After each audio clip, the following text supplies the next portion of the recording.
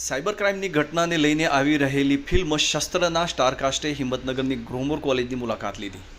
Cyber ક્રાઇમની ઘટનાઓ દિવસે દિવસે વધી રહી છે, ત્યારે સાયબર ક્રાઇમની ઘટનાઓને એવેરનેસને લઈને અર્બન ગુજરાતી ફિલ્મ શસ્ત્ર આવી રહી છે। ત્યારે આ ફિલ્મના પ્રમોશન માટે આજે શસ્ત્ર ફિલ્મના કલાકાર ચેતન ધાણાની, પૂજા જોશી અને પ્રિયલ ભટ્ટની સ્ટારકાસ્ટે હિંમતનગરની ગ્રોમોર કોલેજ કેમ્પસની મુલાકાત લીધી હતી।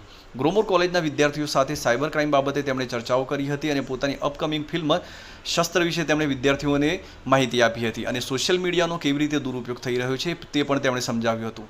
સાથે સાથે અર્બન ગુજરાતી ફિલ્મ હવે નવા વિષયો સાથે આવી રહી હોવાની અને લોકોનું પણ હવે આ નવી પહેલને સ્વીકારતા હોવાનું ફિલ્મના કલાકારોએ જણાવ્યું હતું। ગુજરાત સ્થાપના દિને એટલે કે 1 મેના દિવસે આ ફિલ્મ થિયેટરોમાં રિલીઝ થનાર છે, ત્યારે સ્થાનિક વિદ્યાર્થીઓને આ ફિલ્મ જોવા માટે પણ તેમણે આ તબક્કે અપીલ કરી હતી। આજે આ સાયબર ક્રાઇમ બહુ જ હોટ ટોપિક છે। ઘણા લોકો સાથે બધું થતું હોય છે કે મોબાઈલમાં લિંક આવે કે લેપટોપમાં તમારા લિંક આવે, અમુક તમારા પિક્ચર્સ સોશિયલ મીડિયાથી લીક થઈ જાય અને ઘણી બધી એવી ઘટનાઓ થતી હોય છે। એની ઉપર અવેરનેસ ઊભી કરવા માટે અમે લોકોએ આ ફિલ્મ બનાવી।